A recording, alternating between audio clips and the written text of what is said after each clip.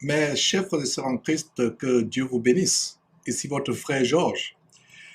J'ai pris l'engagement derrière Jésus-Christ TV d'engager une guerre contre les musiques inspirées par le diable qui séduisent de plus en plus de chrétiens. Le cancer est tellement avancé dans le corps de Christ, le mal est tellement grave, au point où beaucoup de chrétiens sont séduits par ces chantres de Satan avec leur musique gospel, leur concert chrétien, en plus payant. Dieu voudrait que nous retournions au standard de louange de l'Église primitive. Alors, nous avons décidé d'engager une guerre contre cette louange du diable qui envahit les églises, les assemblées chrétiennes.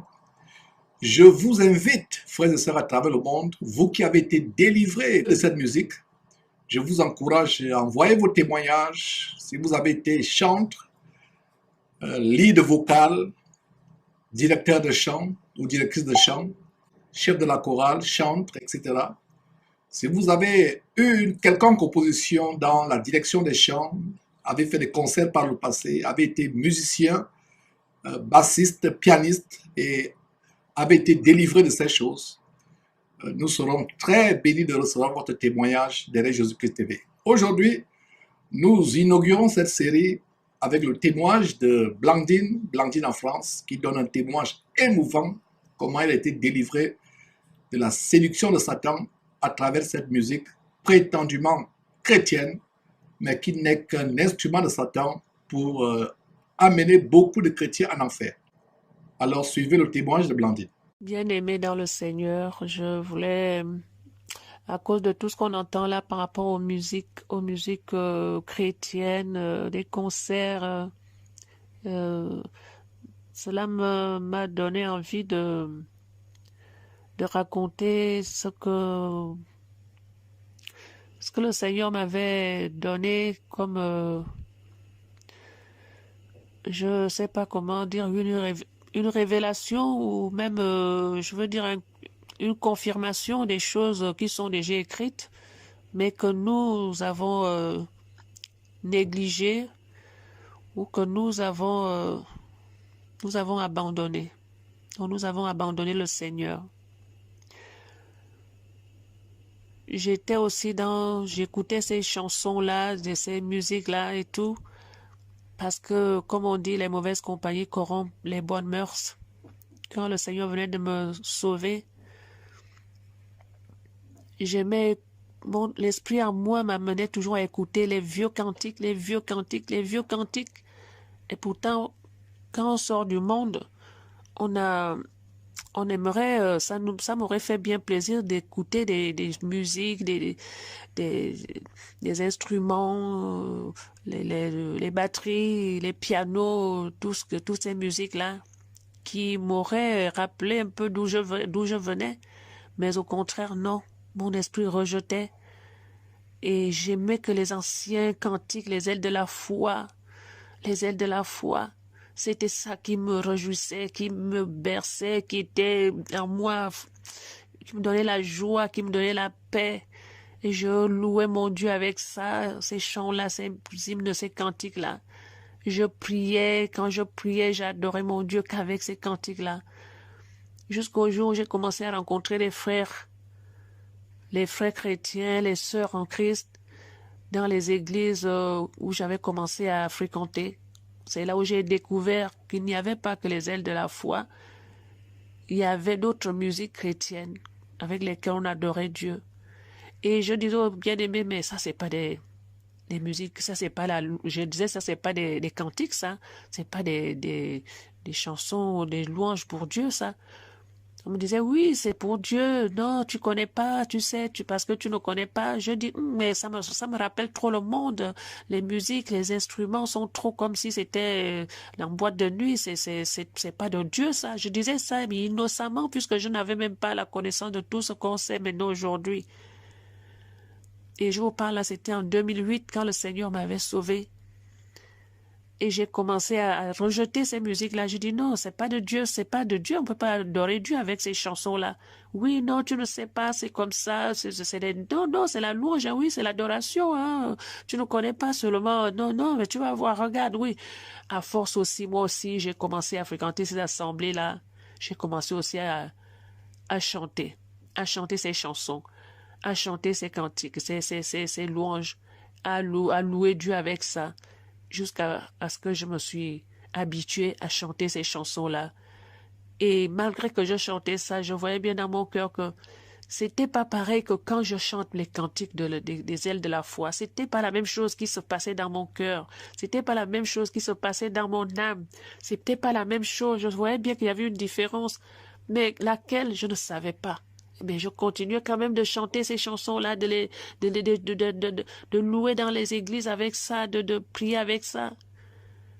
Donc, ce que j'ai écouté aujourd'hui dans les révélations qu'on vient de nous montrer là, Jésus-Christ vient de nous montrer là, avec toutes ces choses-là ne me surprennent même pas. Mais il me manquait des mots, je ne savais pas ce que c'était, pourquoi c'était différent de quand je chantais ces chansons-là et quand je chantais les hymnes de la foi, les hymnes les ailes de la foi, les cantiques, les vieux cantiques là, ça ne faisait pas pareil dans mon cœur. Je vois bien c'était pas pareil. Et là, je viens de comprendre que c'était vraiment pas de Dieu. C'est pas les chansons que Dieu, on peut pas adorer le Dieu qui est saint, le Dieu saint, tout puissant saint. Quand je lis Apocalypse, mais j'ai en même temps, je ne sais pas comment exprimer ce que je ressens quand je lis Apocalypse. C'est le livre que j'aime le plus. J'aime bien tous les livres dans la Bible. J'aime la parole de Dieu, tout dans son entièreté. Mais je veux dire qu'Apocalypse, pendant que certains disent ils aiment pas Apocalypse, ils ont peur de lire Apocalypse parce que ça fait peur. Mais moi, je dis non, Apocalypse, c'est le livre que j'aime le plus parce qu'il me décrit le ciel. Parce que ce livre-là me décrit le ciel. Et ça, quand je lis Apocalypse, je vole. Je n'ai plus les pieds sur terre. J'ai un goût excellent dans mon âme. J'ai envie d'aller tout de suite. J'ai envie d'aller au ciel. Et ça me pousse à me dépouiller encore plus, à me dépouiller, à me séparer, à me sanctifier, parce que je vois comment le ciel est, comment ceux qui sont au ciel. J'aime Apocalypse. J'aime ce livre-là. Je dors avec, quand je dors, je mets Apocalypse, j'écoute Apocalypse. Ça me donne, ça me berce. Je me vois comme si j'étais déjà, voilà. Je me dépouille, ça me donne envie de me dépouiller, de me rapprocher de mon Dieu, de l'aimer plus parce qu'il est saint, il est saint. Donc c'est pas ce Dieu-là qu'on peut adorer avec ces chansons que j'entends là, avec les musiques, les guitares, je ne dis pas que la guitare est mauvaise, de jouer la guitare c'est pas mauvais, je ne dis pas ça, ni le piano, mais je dis de la manière que ces instruments, ce mélange-là se fait, c'est trop, non, on ne peut, le Dieu là qu'on nous présente dans la Bible là, dans l'Apocalypse, comme il est au ciel, comment le ciel, il est trop saint, il est trop pur, une pureté qu'on ne peut pas exprimer. Donc, moi, je me vois mal. Moi, je ne sais pas. On ne peut pas adorer ce Dieu-là avec ces choses qui sont aussi sensationnelles.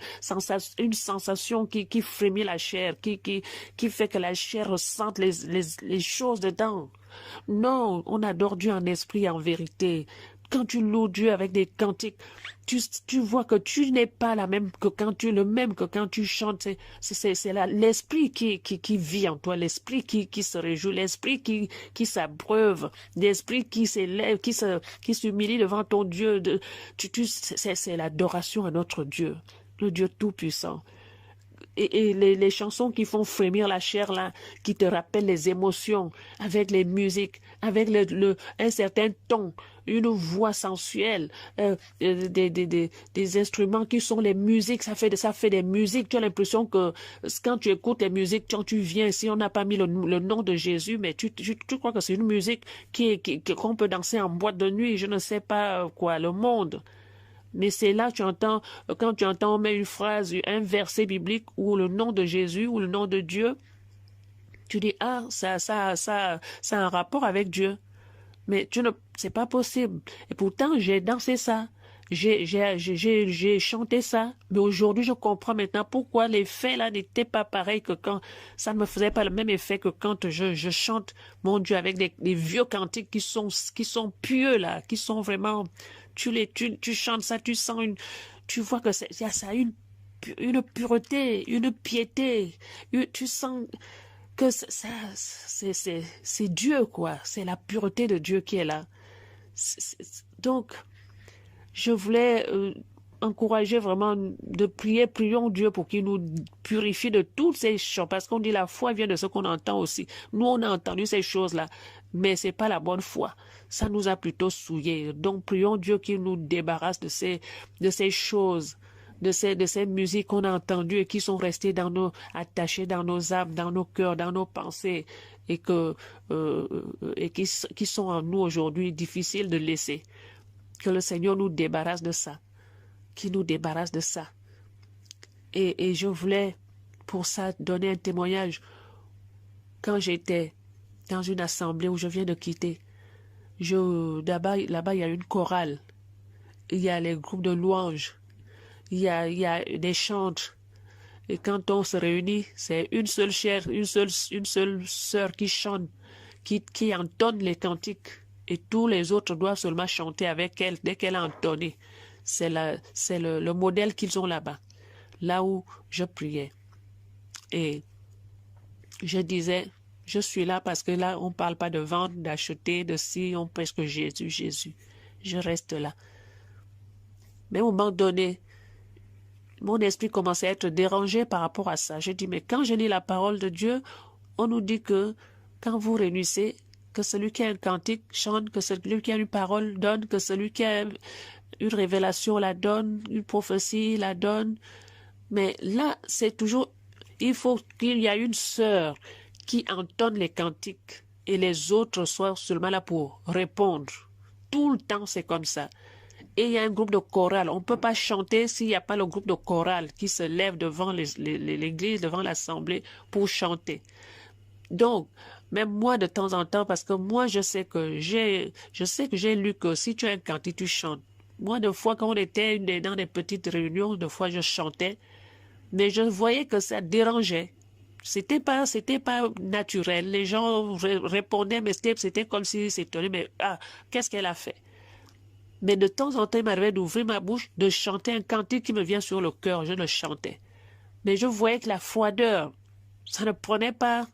Les gens, les bien-aimés n'étaient pas enthousiastes pour chanter le cantique que leur sœur en train d'entonner. Et il fallait que c'est la sœur qui chante toujours, qui entonne les cantiques, qui doit entonner. Là, tu sens l'assemblée qui chante. La chorale doit être là pour chanter.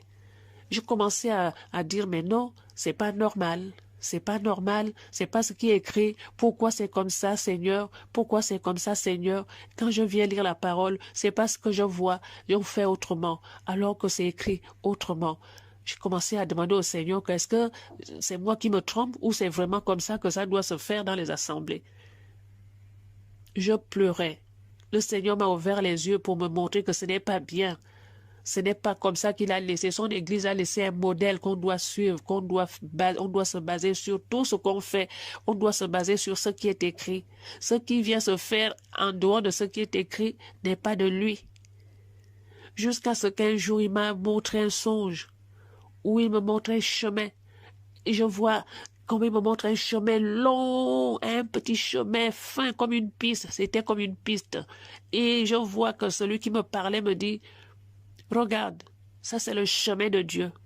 Un chemin long, fin, droit, comme si on avait vraiment tracé avec une règle, droit, mais petit. Et il me montre, regarde, je vois comment une route sort, une autre piste sort de ce chemin-là et fait comme si ça faisait un demi-tour. Ça bifurque. Et il me dit, celui qui me parlait me dit, et regarde, ça c'est le chemin de Dieu. Mais regarde, eux, ils sont sortis du chemin de Dieu. Parce que tous ces jours-là, je priais le Seigneur. Je pleurais. Je dis, Seigneur, comment nous, on peut faire différemment de ce qui est écrit? Tu as dit que pendant que nous réunissons, voilà ce que nous devons faire. Et là maintenant, regarde comment nous faisons maintenant. Regarde ce que nous faisons. Si les chorales ne chantent pas, l'assemblée se tait. Et si nous sommes même dans un petit groupe, les gens ne peuvent même pas laisser une sœur ou un frère chanter. Il faut toujours qu'il y ait une sœur qui est là, une sœur qui n'est pas ailleurs, autre que celle qui chante déjà dans la chorale. C'est celle-là qu'on désigne pour venir diriger le temps de prière. Le temps de prière, hein, où il y a 5 ou 6 personnes ou 7. Nous sommes peu nombreux, mais il faut qu'il y ait une sœur de l'assemblée qui soit avec nous, une sœur de la chorale qui soit avec nous pour entonner les chants, les cantiques ou les louanges dans le groupe de prière.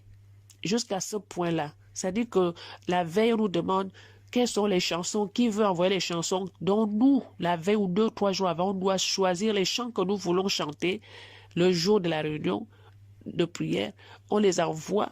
Cette sœur-là doit les prendre et commencer à les réviser avec ses sœurs là-bas, ses frères et sœurs de la chorale. Et le jour qu'on se réunit, c'est elle qui vient les entonner. Et nous, on fait seulement que répondre. On répond Alléluia, nanana, mais elle entonne tout du début à la fin. Ça, c'est dans les groupes de prière. Même quand on faisait les zooms, dans les zooms, c'est pareil. C'est elle qui entonne. Nous, on envoie les cantiques la veille. Et elle, ou 2 jours avant, elle là-bas, elle travaille avec le pasteur qui joue à la guitare et les frères, d'autres frères qui jouent au piano. Ça se travaille ensemble. Et nous, le jour de la réunion, c'est cette sœur-là maintenant qui entonne nous les cantiques que nous, on l'a envoyés pour les répéter, et pour les chanter, les entonner. Et nous, on répond. Voilà le culte. Voilà la manière. Et ça avait commencé à me travailler. Je dis, ce n'est pas possible. Un jour, je dis que, ok, puisqu'on fait comme ça, on nous demande qu'est-ce qu'on veut chanter. J'ai envoyé un chant. C'était les ailes de la foi, j'avais envoyé ça. Et on m'a répondu qu'on ne peut pas chanter ce cantique-là ce jour-là parce que le frère qui joue au piano ne connaît pas ce cantique-là, ne peut pas le répéter, ne peut pas s'accorder avec ce cantique parce qu'il ne connaît pas ça, le frère qui joue au piano. Enfin, la personne qui joue au piano ce jour-là ne pouvait pas jouer ça. Et donc, on n'a pas pu chanter, on m'a répondu ça, qu'on ne peut pas chanter le cantique que tu as choisi. Parce que celui qui joue au piano, ou celle qui joue au piano ce jour-là, ne peut pas jouer au piano, ne connaît pas ce cantique-là.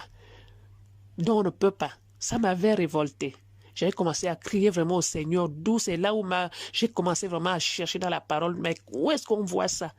Et je les ai répondu en audio. J'ai dit, je n'avais pas vu ça dans la Bible, ce que vous me dites là, qu'on ne peut pas chanter un cantique parce que celui qui joue au piano ne peut pas chanter ce cantique. C'est moi qui veux chanter pour mon Dieu. Pourquoi vous me privez de mon cantique, de ma louange à mon Dieu? Parce que celle ou celle qui joue au piano ne peut pas chanter, ne sait pas chanter, ne sait pas jouer le cantique.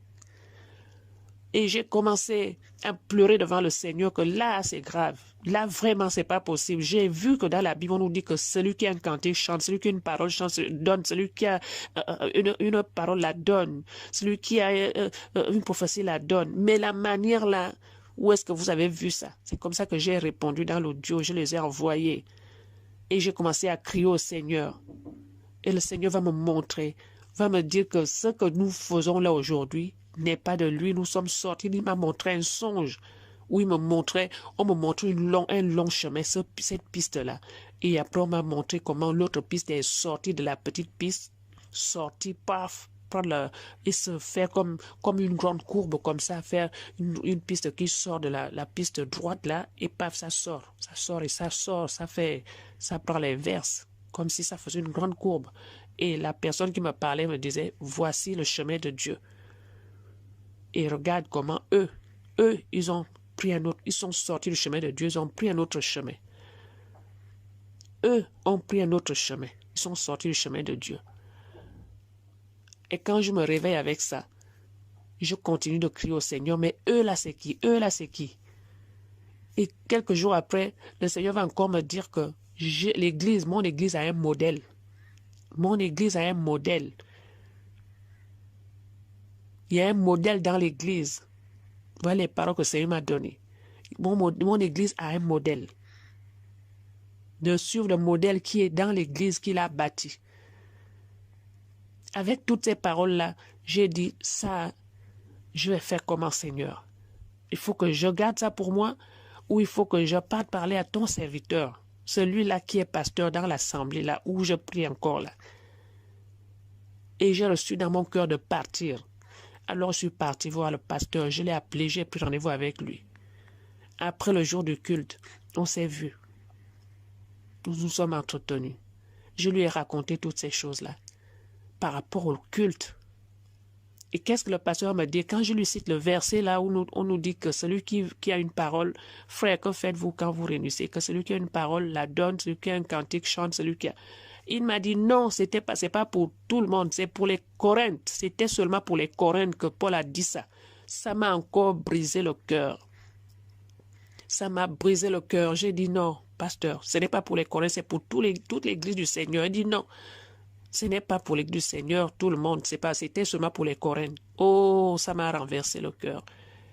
J'ai dit, tu peux dire ce que tu peux dire, mais moi je sais que la parole là c'est pour toute l'église. C'est pour ça que c'est comme ça que nous devons faire quand nous réunissons et pas la manière qu'on fait là. Et voilà ce que le Seigneur a dit. Il va me dire, oui, il n'y a pas de modèle sur l'église, il n'y a pas un modèle, le Seigneur nous a jamais donné un modèle. Je dis, si, il y a un modèle. Regarde ce que le Seigneur a dit. Ce qu'il nous dit de faire là, c'est un modèle qu'il nous a laissé de faire seulement. Il a repoussé tout ce que je suis venu lui dire. Il a dit non, il a refusé. On n'a même pas lu la Sainte Seine. J'ai dit la manière qu'on fait la Sainte Seine là, c'est pas ce qui est écrit dans la Bible. Il y a des petits gobelets qui sont des petits bouts de gobelets là qu'on achète là, des petits miniatures de gobelets là, ils mettent ça dans un plateau. On ne voit même pas le vin, on ne voit même pas le jus de raisin là, on ne le voit pas. Le jus de vin de raisin rouge là, on ne le voit pas. On voit seulement qu'on nous apporte des petits gobelets avec le vin dedans, avec des miettes de petites galettes dans des assiettes et des petits gobelets de vin là dans un plateau. On ne sait même pas s'ils ont prié, qui a prié, comment ça s'est fait. On nous apporte ça, chacun prend son petit gobelet. J'ai dit, pasteur, où est-ce qu'on a vu ça dans la Bible? C'est pas dans la Bible, ça. Il me dit, oh, ma soeur, il a souri. Il me dit, non, non, non. Ce qui compte, c'est ce qui est dedans. Peu importe là, dans la manière, quelle forme de verre on le boit, quelle forme de gobelet, c'est quoi. Mais ce qui est dedans, si tu as bu ce qui est dedans, c'est ça, le sang qui reprend le sang du Seigneur. Et il m'a donné ses explications. J'ai dit, je ne crois pas à ce que tu dis là. Je crois à ce que le Seigneur a dit que c'est la coupe qu'on doit boire, tout le monde dans la même coupe. Et on doit prier la coupe devant l'assemblée. Et le pain aussi, on doit le rompre devant tout le monde. Nous tous, on doit manger le même pain. Et c'est ça ce que tu dis là. Moi, je prends ce qui est écrit. Il m'a dit, moi, même si je vais en Afrique, où il n'y a pas le vin de la vigne, là, le fruit de la vigne, et que je trouve le vin de palme, je prendrai le vin de palme pour faire le repas du Seigneur avec. Parce que ce que le Seigneur a dit, c'est ce qu'il faut, c'est ce qui est à l'intérieur, c'est des symboles. C'est des choses. Quand il a pas du vin de palme, ça m'a encore renversé. J'ai dit non, pasteur. Moi, je te dis, si je suis là ce jour-là, je ne boirai jamais ça. Jamais. Il a ri. Il me dit, tu ne connais pas, tu ne sais pas, tu ne comprends rien, ma soeur. J'ai dit, moi, je comprends ce qui est écrit, mais ce que tu dis là, moi, je ne comprends pas ça. On est sorti de là, notre entretien a fini comme ça. Il a repoussé tout ce que j'ai dit. Et depuis ce jour-là, je suis retournée 1 ou 2 fois, je pense. Mais j'ai dit, mais je fais quoi ici? Je suis hypocrite parce que je viens alors que mon cœur n'est plus. Je sais ce qui se passe. Je sais que l'homme qui dirige ici, le pasteur, repousse ce qui est écrit, que Dieu m'a fait connaître. En plus, Dieu m'a confirmé encore. Il m'a parlé encore par les sons. Il m'a montré des choses. Sa parole m'a éclairé tout. Et je viens encore ici alors que lui, il a tout rejeté. Et alors j'ai dit, je ne pars plus. Je suis restée chez moi. Ça fait depuis quelques mois que je ne pars plus, je suis chez moi. Donc je voulais envoyer ce témoignage-là, de dire aux bien-aimés que aujourd'hui nous sommes vraiment dans, je ne sais pas le terme que je peux dire, ouvrons nos yeux. Le Seigneur nous ouvre déjà les yeux en donnant ces témoignages. Quand nous recevons de tels témoignages, comme par exemple celui que je vous envoie là, Ne résistons pas, ne fermons pas nos cœurs, ne disons pas, c'est toi. Comment on peut laisser ce qui est écrit et faire autrement? Le Seigneur dit qu'il a laissé un modèle pour son Église.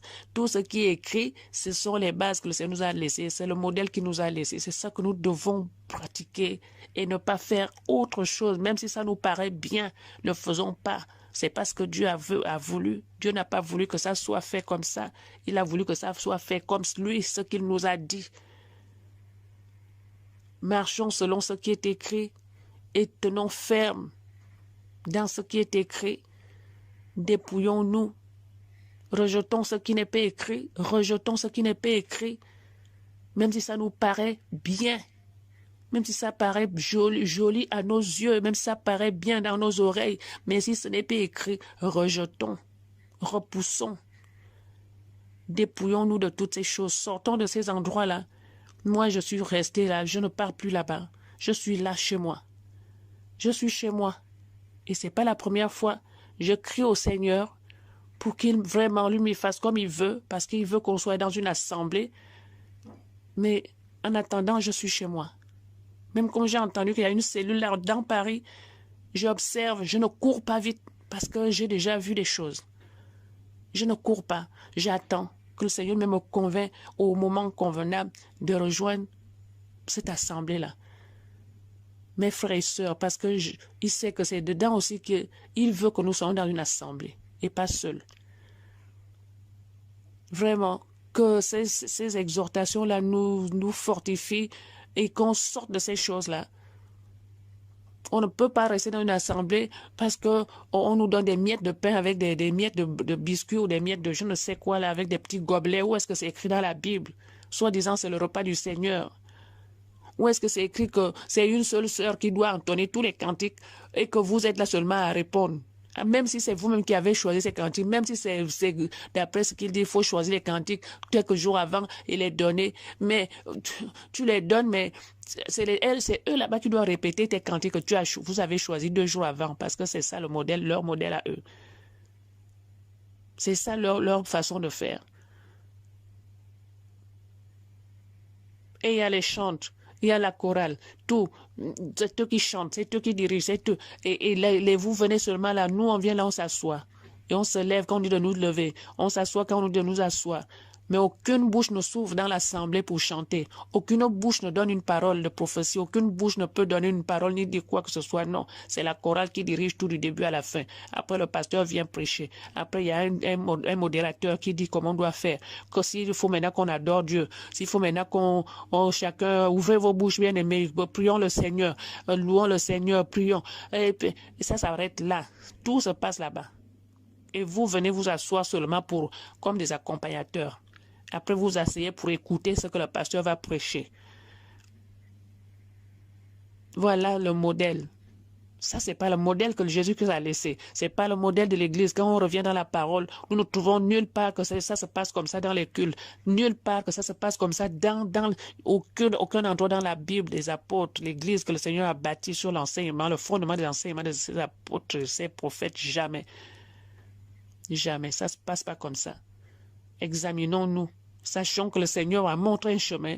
Quand il me montre dans la vision un chemin, c'est ce chemin-là qu'il a laissé, le modèle du Seigneur qu'on doit suivre. Ceux-là qui ont pris d'autres choses, qui font autre chose là, il a dit que eux, ils sont sortis de son chemin. Ils sont sortis du chemin de Dieu. Ils ont pris un autre chemin. Ça veut dire que tous ces gens qui font ces choses-là, ils ne sont plus dans le Seigneur. Ils sont déjà en train de partir à la perdition, même s'ils peuvent toujours penser qu'ils sont toujours chrétiens. Non, ils sont sortis. Ils ne sont plus fondés dans le Seigneur, dans ses enseignements. Ils sont sortis. Ils sont sortis. Voulez-vous finir votre éternité en enfer ou la finir dans le repos du Seigneur? C'est le choix que chacun doit faire. Revenons à la parole, à ce qui est écrit. À seulement ce qui est écrit, même si c'est dur, oui, demandons de l'aide, le Saint-Esprit va nous aider à marcher, à accomplir, à pratiquer. Il y a beaucoup d'autres choses à dire, je vais m'arrêter là. Peut-être que ça peut encourager beaucoup de frères et sœurs à rejeter le mal, à rejeter ce qui n'est pas écrit, à rejeter ce qui n'est pas écrit. Restons dans ce qui est écrit. Pour demeurer dans le chemin de Dieu, dans la voie du Seigneur, dans le Seigneur Jésus-Christ. pour aller au ciel. Amen.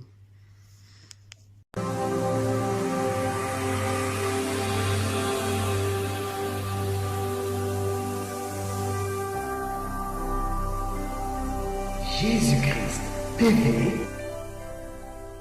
vous connaîtrez la vérité et la vérité vous affranchira.